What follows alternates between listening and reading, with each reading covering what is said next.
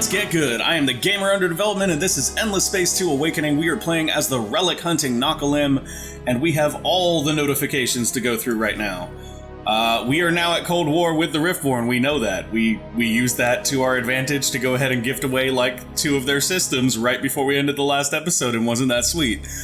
Our influence is expanding. Electra is obviously next. Pollux would be nice to give away as well. That would be hilarious. We did get a ton of relics, so we do have those to assign now, which we'll deal with as we go through our hero level ups, I think. What else do we have going on? Competitive quest, Founders Keepers failed. Another empire completed this objective. Wait, somebody else settled Olvaldi?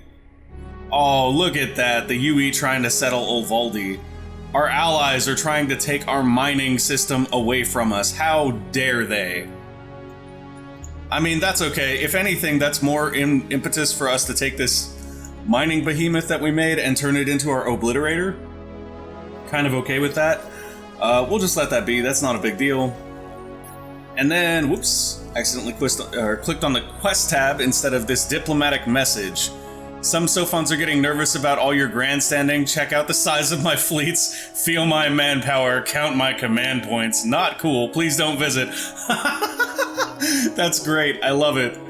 That a very, very interesting joke they're making. Close borders. Okay, that's fine. You guys can close borders. We're good with that. It sucks because we won't be able to grab relics from their space without declaring war, but, you know, it is what it is. I note your generosity and good sense. Your gift to the Academy will help me achieve a great enterprise. The converted system will give you 55% of its dust, science, and influence production. The Academy will also reward you with 55% of the strategic and luxury resources produced, if available on the system. The Academy grants you 4 relics. Lovely. It is interesting to come up here and consider that the main reason I think the Sophons are like, yo, you gotta get out of our space now, is because of this. We now have a lot of border friction with them. Like, a lot. Because we've got this big sphere of influence rolling out and they don't really want to deal with that. They're not happy about it. Which is fine, you know, that's their prerogative. We do have 1 peg on pretty much all of the systems that our ships are on for the quest as well, which is lovely. Yes, we do. So hopefully we will finish that sooner than later and we can begin to get heroes again, because we could use a few more. That is our other system we gifted them right there, which is why we're up to 11 relics now. Proposed truce, victors are Cabal of the Black Nebula, defeated civilization is Amazra. So if we refuse this truce, it's going to cost us 1400 influence, while accepting it will make the defeated civilization pay tribute of 764 dust. I'm going to go ahead and refuse here because we need to capture their capital. We're actually aiming for that supremacy victory, so we need to get everybody straight to Novaris and do the thing over there, which is probably our next plan. Population boost for the Zermsala has ended. Let's do it. Very close there. 1 more population and we got their 20-point bonus, which is lovely. Panico has leveled up here. Let's go ahead and give Panico more food and happiness. I like that. Go with that. That'll give us access to both prophetic production and the Joy Initiative very, very soon. Gonna go ahead and take that away. Ruthian has leveled up. Ruthian right now is the one boosting our luxury resources, getting us that extra Void Stone. We do want to move him, though, to a system where he will instead get us Gigalattice. The problem is that if we move him and we don't have somebody else with Joy Initiative to replace him, that system is going to go basically legs up on us. So that's fine. We're going to go ahead and work towards that. I haven't been spending the relics. I should have, but I've been kind of focused on that instead. It's fine, though, because like we can spend the relics on our combat heroes as well. Either way, we have a ton of relics now. Spending them is sort of just a thing we need to do. That'll go away. Zermsala Pop has grown on Bonnie, which means next turn we will be getting Nakalim Pop there. Oh look, Hath ate another population. I'm surprised. Karana has terraformed to a monsoon, and it looks like we could terraform 1 more level. Oh, hello. Oh, that's lovely. Yes, please. Terraformed a forest? Monsoons can become forests. We win. That's really what that means. Forests are like the best food and production planets, which is lovely with us having the biofuel factories now. So we're going to do that. Everything becomes forest. And we'll also build this as well. It is going to be a slight food increase, not as much as we'd like, but it's something. Our production here will be completely off the hook. We can also start building these lodestone links. I'm not sure how many tiny planets we have, though. Like, all of our planets are pretty sizable at this point. So I'm not sure. I mean, we'll get +1 Fidzy on each planet for 10 Quadronics. I don't know if that's even necessarily worth it at this point, really. Oh, and we already have another Behemoth slot unlocked, it would appear. Yes, we do. Which is strange, because I think something's off with our Behemoth counter thing. But that's okay, I'm not going to complain about it. Instead, what I'm going to do is I'm going to come in here and design our first military Behemoth. There's another thing I want to design while I'm in here too, so we'll do both at the same time, but we're going to start with the Behemoth. So what I want to see is just our dedicated defense slots here to start with. And this is a Behemoth, so we could theoretically put stuff like this Eternal Bulwark on here, because we don't really want to lose it once it's out there. That's a lot of Quadronics, but I mean, we're only going to be building one of these, so it's not that big of a deal. Definitely want some energy defenses on there as well. Maybe another Quadronics here. I'm not going to use that slot because it's also a support slot, so we can use it for better things. So right there, we're just really solid on all defenses, which is kind of what you want on a Behemoth because they do fly alone, basically. Although we may unlock Juggernaut soon, and I haven't actually played with those, but I'm pretty sure you can put them into fleets with other ships. Now this is the thing, guys. That is the thing. No more running. We don't like the running. You no get to run from us anymore. I'm very fond of the idea of including that in a combat fleet with a Behemoth for sure. Obviously, this is getting more expensive as we go. That's okay. How many support slots do we have left after that? Just one. So movement is going to be a real issue for this fleet unless we pass on that and go with 2 engines. So I think we'll have to basically do that for this to be a valid, like, usable fleet, really. As far as at least getting around the galaxy goes. Now, weapon-wise, we do have a couple of options here. We can go with these improved projectiles, or we could just go lasers. Like, we have these beams. This cleaver beam is really, really strong. And it is strong from all ranges, which makes me like it a little bit more. We also have the option of bringing in squadrons here. I think that when we looked at squadrons, they weren't all that great. So maybe we take 1 squadron of fighters just as a defensive measure, and then we fill in a little bit of projectiles there to provide some simple flak. Although we really don't need flak given our defense. Well, it can't hurt. Flak can't hurt. I'd rather have flak than not have flak. Seems pretty solid right there. 27,000 power on its own, 96,000 health. Good at pretty much every range. This is a Behemoth that we can get behind right here. If I do this and then we turn it into an oblit and like it can't fight anymore, that's going to be really sad, but whatever. We'll test it out. Oh, there was that one other fleet I wanted to do. Okay, so this is going to be called Shotgun Fleet because that's the whole idea here, right? So we got these modules because I wanted to test them out. And this should be a great deal of fun if they work. It's this Cloaked Ambush module.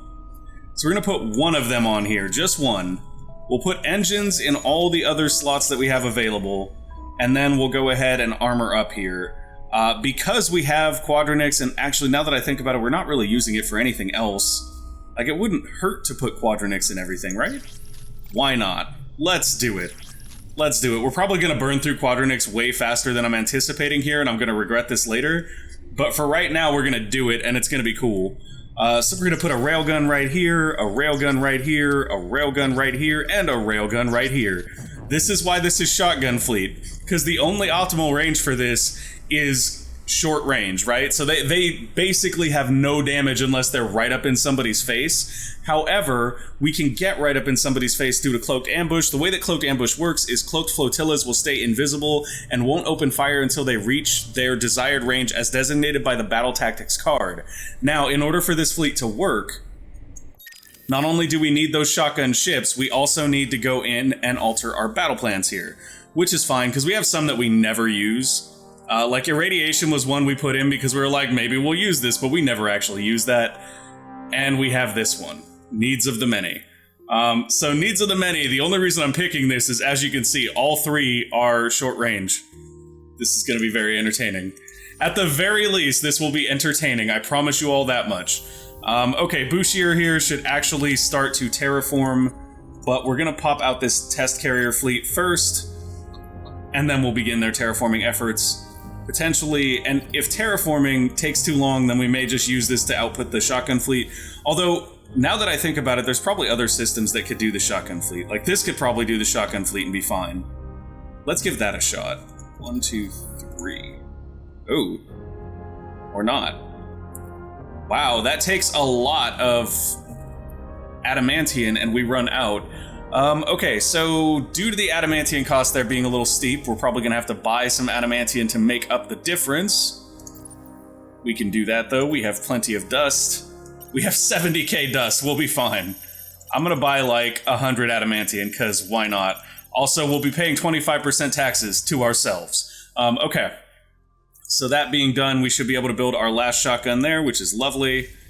Just lovely. And then right here, we can put our new military behemoth in queue. This one, when we get it back, I'm not sure what we'll do with this econ behemoth now. I mean, we could turn it into a traditional econ behemoth, like the ones that just boost FIDs. That's definitely an option, and I don't think it would be a bad one necessarily. We could also try switching it to like a terraforming behemoth, but all our systems terraform stupidly fast anyway. So that seems like a waste. It looks like we completed 3 more techs in a turn. Advanced node analyze. Oh, okay. I get it. That's why we have an extra behemoth open, because the game is like trying to keep up with how quick we're unlocking these. So advanced node analyzer is available. That would be for a science behemoth. Can you sell behemoths? Can we just get rid of this guy? Can we just be like, bye, Felicia? No, we can't sell him. We can't get rid of him. I wonder if we can put science modules on him. We could try that. These mining modules not going to be super beneficial to us either. And then in here we've got Juggernaut specialization now. Maybe we'll make this one into an Obliterator and the other one into a Juggernaut, because if I'm not mistaken, I believe the goal of a Juggernaut is to actually be part of a fleet.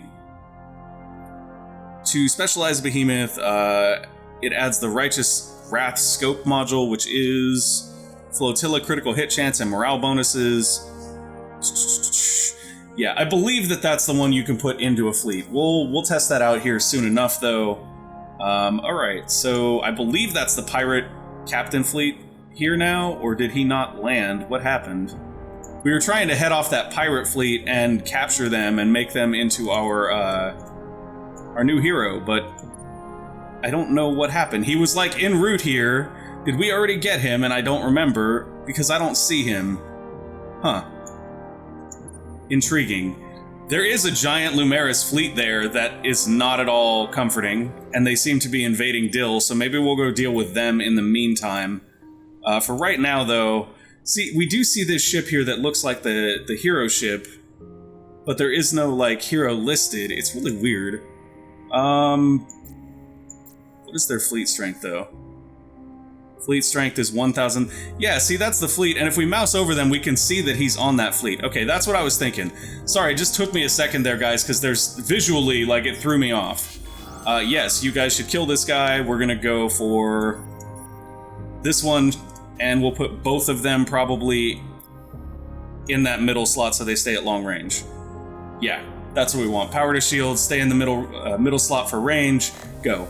If they don't win here, then we'll bring in our other fleet, but we don't want to bring in our other fleet unless we have to. Cool. So they got wrecked. Grumpy and belligerent, Fluff Petal. I love this guy's name. How is he the leader of the pirates, though, right? Fluff Petal Gurkzavar stands before you. While he grudgingly accepts his fate, he would prefer to live out his life in blood and battle than in a prison cell. Why waste his particular talents? His only condition is that you never ever ask him where his first name came from. Too bad, there must be an interesting story there. So kudos to them for that, because that's hilarious. So we now have Fluff Petal Gurkzavar in our empire.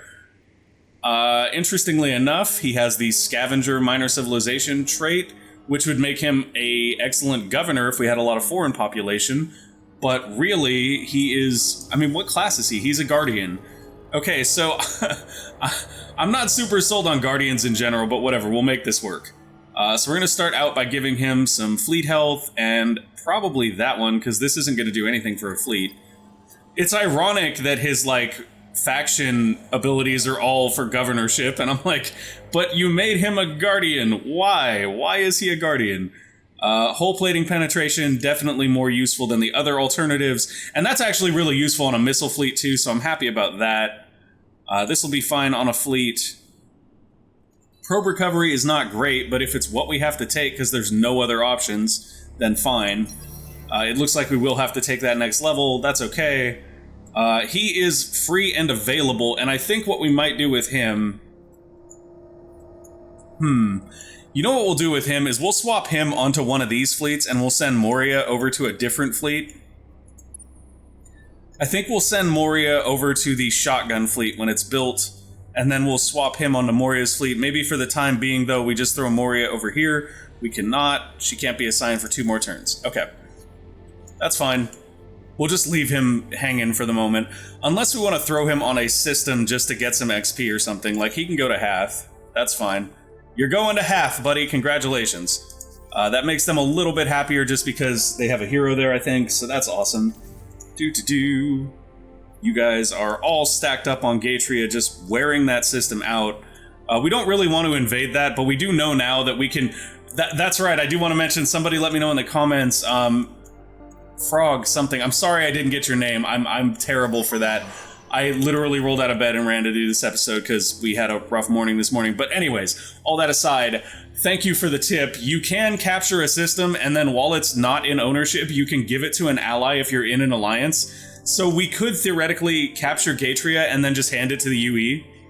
Because we're nice, and we give our friends all the things we don't want. But that being said, I don't think that's necessarily the best plan. I think it's far better. So it's going to take this fleet 3 turns to get here. How many turns will it take our carrier fleets? Because I think now is the time that we just go straight after this. 2 turns. Okay. So what we're going to do is we're going to take this invasion fleet. We're going to send them down to Navarus. And then we're going to follow them, or rather precede them, with all of these carrier fleets. And we'll send Test Carrier down there first because they're uninjured. And then we'll bring this other carrier fleet down. Look at how quickly Test Carrier gets down there, though, too. Like, I don't remember us putting anything on them that would make them that much significantly faster. But this fleet's going to take 2 turns, and they got there immediately, so maybe I'm wrong. And then we have this medium fleet here that's going to take 2 turns to get down there as well. That's actually weird. I wonder what we put on there that would make them faster. Doesn't look like anything, really. That's kind of weird. Can we not... There they are. Huh. The engines are in a different location, but otherwise they have the same engines. They should have the same movement. 8 movement, 8 movement. That's really strange. Maybe we did something with them previously and that's why they can't do it. I don't know. Either way, this guy's gonna get down there in 1 turn though, so that's fine. So we're just gonna go for it and take their home system because that seems like a good time. That'll get us 1 step closer to our actual goals. We can actually declare, like, peace with them after that, and then all that's left is to take the Craver's home system and potentially the Sophon's home system. I can't remember if Supremacy requires you to have all systems, or if it's just the majority. Because if it's just the majority, then we'll be done after we get, like, the Cravers. If it's all of them, though, that's still not an issue. Like, we'll knock over the Sophons relatively easily. Some things in this cosmos we have come to understand. They're still not super happy with us. We can request they remove their ships from our sphere of influence, which I think is probably a decent idea. Although we don't really want them to get mad and declare... They're not going to declare war on us again. We have been cramming their stuff in for turns. They're not going to do that. Oh, really? Oh, really? You want to get an attitude with me? Do I need to take another one of your capitals? Is that how this is going to work? Okay, Sophon's here. We are going to be like... Yo, you want to close border? That's cool, but we want peace. We can just force peace with everyone now if we want to, which is lovely. Like, there's some crazy power to that. Bureaucratic Imbroglio here, get more pressure. Yup. How about you guys? Bureaucratic Imbroglio, get more pressure. Love it. That's crazy. That's crazy how fast we get pressure with the Cravers. They're basically ours. We basically own the Cravers in every sense of the word. Okay, we do have a new law slot available, which is awesome because we can take stuff like Saints and Sinners, which will give us happiness, not super important here. That's probably because we just switched parties and I forgot to pick a new law, which is fine because we haven't ended a turn yet either.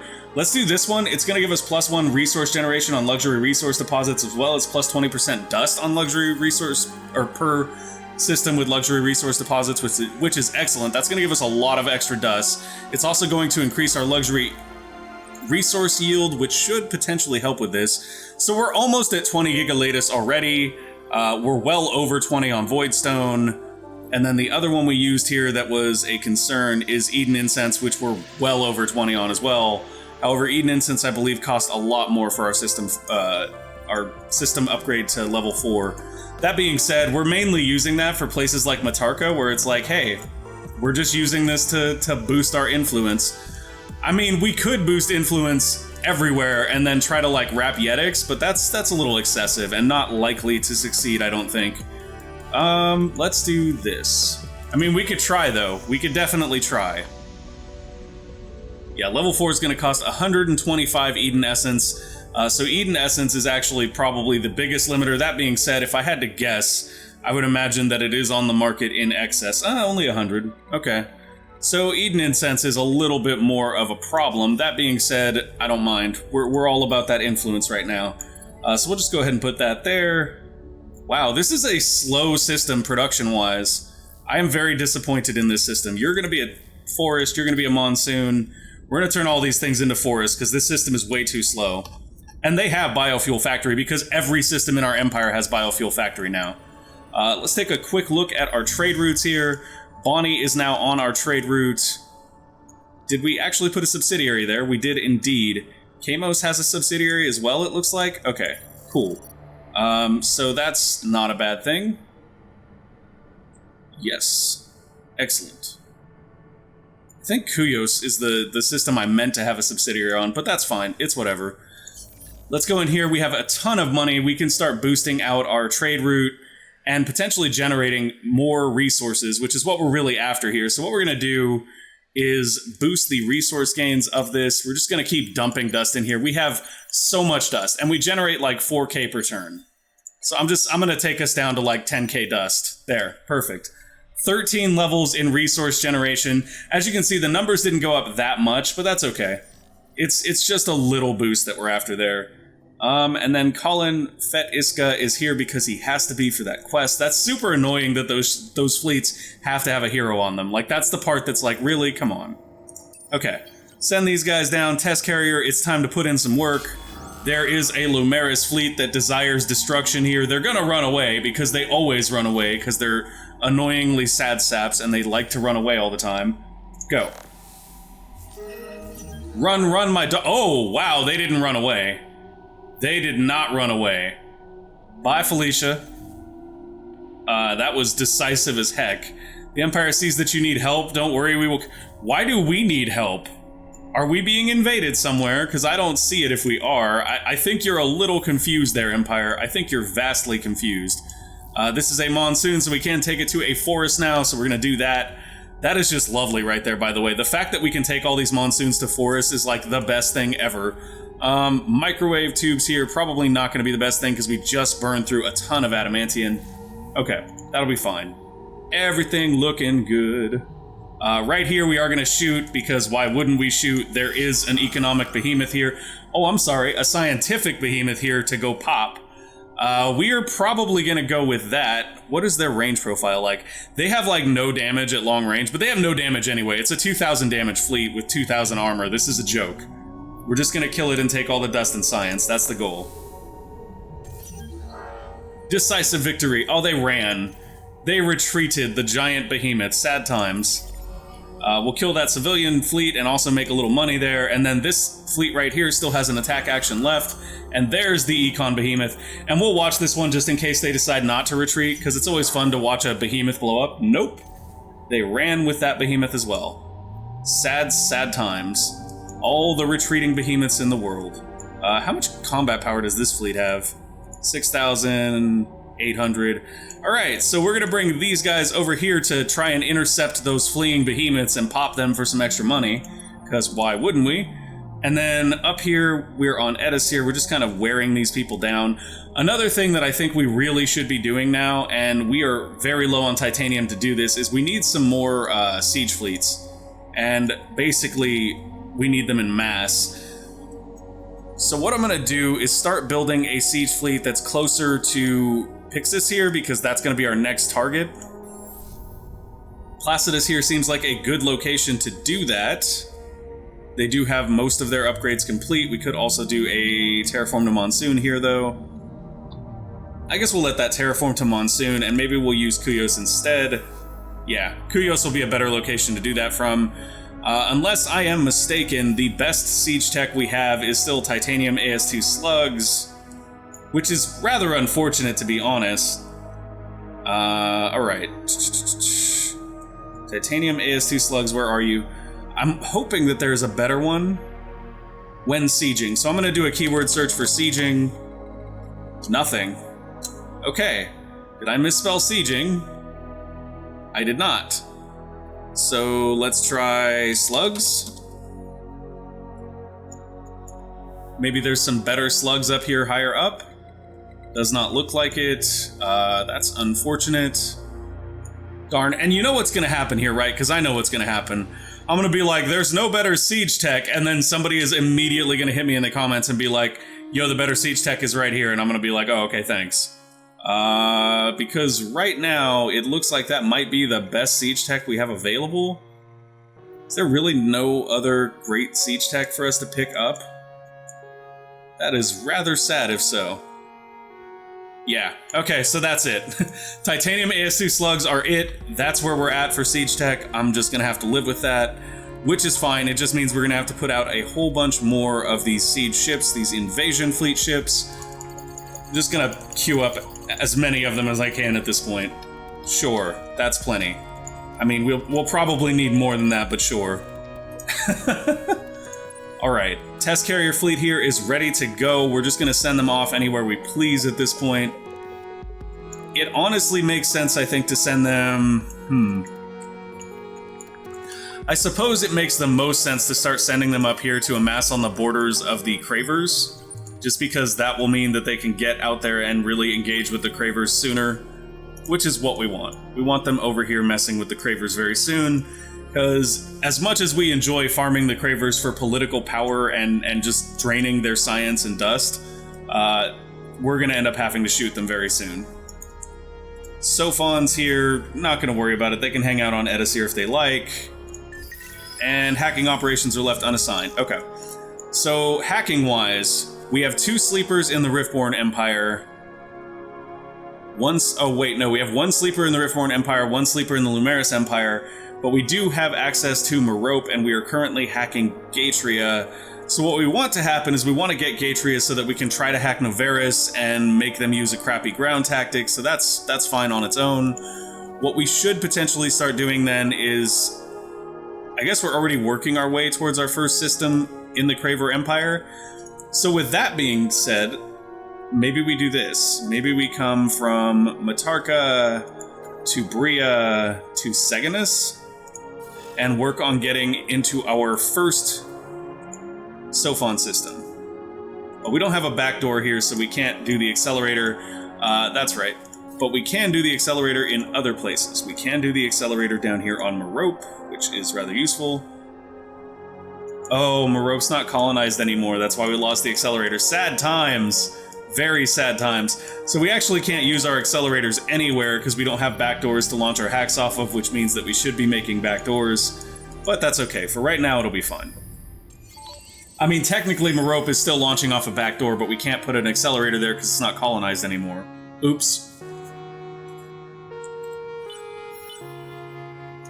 That reminds me, our people are really mad right now because we, burned that system to the ground as well. So they'll be happier in a moment anyway. Dust catalyzation here for Kalin Fet Iska. He already has all the relics. I haven't actually reassigned the relics like I was supposed to. Really? Really? What is your problem? Where are you complaining at? Oh, right here? Is this where you're salty? Doesn't seem to be, though. We didn't blockade them there. It's very interesting. We do have some pirates in this system. We're just gonna shoot for fun. Yeah, we don't need to watch this. Bye, pirates. Have a nice death. There will be no more of you because we took out your leader. I wish that it told us where this was at. What are you talking about? I have no idea. You're drunk, Riftborn. Go home. Population of Nakalim gained on Bonnie. We do not want that. Is there any system that we can send them to? Yes, we can send them to Matarka. They'll probably get intercepted and killed on the way, but I don't really care. Go to Matarka. Good job, you do you. Matarka is all yours. Terraforming to Forest is completed, but there's another one in queue in Korana. Bushir has finished doing their desert thing. So let's go Savannah. Savannah. Just beautiful there. How are we out of time already? These episodes fly by, I swear. Like, I'm just like, but I want to do more, though. Autonomous administration. So now we can create this, and it'll increase our empire colonization limit. We're currently over by 1, so we might as well do that on Matarka. And then we can essentially do that in other places as we get those level 4 upgrades, which is kind of great, because that means we can start taking more of these systems that we capture and just being happy with that. So we are basically out of time here, but I'm not done. So we're gonna keep running for just a second, because I'm having way too much fun, guys. It's really sad to me when we run out of time, because this is a really fun playthrough. All right, you guys are good. Are you back as friend or foe? Speak fast. Can we not impose truce? Yes. I guess we need one more turn to impose truce. That's fine. We don't really want to impose truce right now anyway. We're still draining down this system. I mean, we haven't even really begun to drain down this system because our invasion fleet hasn't landed yet. That's okay. We're fine. We're happy with that. We already dealt with that, I think. Did that just say another Nakalim population grew on Bonnie, though? Or did we already ship that one out? Okay, we already shipped that one out. I was going to be like, dang, really? So what I will do here, though, is I'm going to come in and see who has relics and who does not. Jide Parcha does not have relics. She does, however, have the Joy Initiative now, which means... Nope, right there. Which means that if we want to, we could swap her and Tigian. That was, I believe, our original plan, so that we could generate some more resources. She would give or he would give us more Gigalatus here, and then we would make less Voidstone, which is fine because we can buy Voidstone off the market. So let's do that. Let's go into Kuyos here. And we will unassign Ruthian and assign Jide Parcha. Where you at, girl? Hello, hello. There you go. And then we will go over to... Was it Hath that had the Gigalatus? No, I'll see it when we go in here because she just got unassigned from it. Here it is, Bonnie. And Bonnie actually has a wealth of luxury resources too, so it makes more sense to put Tiggy in here, or Ruthian here. There we go. Lovely. Some more luxury resources coming in now. Quite nice. Quite nice, that. We're hanging out at Olvaldi. It doesn't really matter. Hanging out there, working on that quest. Did not catch that fleet yet, but there is a fleet here that we can go after if we want. They're kind of just garbage. We'll go after them. We'll leave it on watch. We'll take it to this, though, and check our fleet arrangement here. Yeah, that's fine. They'll probably fight this one because we don't have a massive advantage over them. Oh, wow. We actually suffered a defeat there. That's annoying. Hopefully that doesn't affect our war pressure too much. Nah. It hardly affected our war pressure. We could honestly lose that fleet and it wouldn't be the end of the world. We only sent them over there to, like, scoop up the escaping behemoths anyway. And what happened there was they had a cloaked fleet here that we did not know about that got engaged in that battle. And that's fine. Whatever. You had a cloaked fleet, congratulations. You're still about to lose your home system. Hope that works out for you. We have an Econ behemoth here that is waiting to be turned into something else. I'm gonna probably change it into an Oblit. Right now. Yes. The Juggernaut is the biggest and strongest ship in the galaxy. It can be embedded in fleets. See, that's what I thought. And can be further upgraded either by having more slots or by unlocking the Ion Wave, a powerful ability which damages all fleets present on the node. Beware, specializing your behemoth will remove its native cloaking, including while it's under specialization. And then this one can be upgraded to fire more often or have faster missiles. Beware, specializing your behemoth, yada yada yada. Okay. I'm gonna go for that. We'll turn this one into an obliterator. It'll take one turn. We are about to have a super weapon. Dun dun dun. Lovely. I think that's gonna be it for this one though, guys. Thank you guys for watching. I hope you enjoyed the show. If you did, make sure to go ahead and give us a like or subscribe to the channel, and we will see you next time. Bye!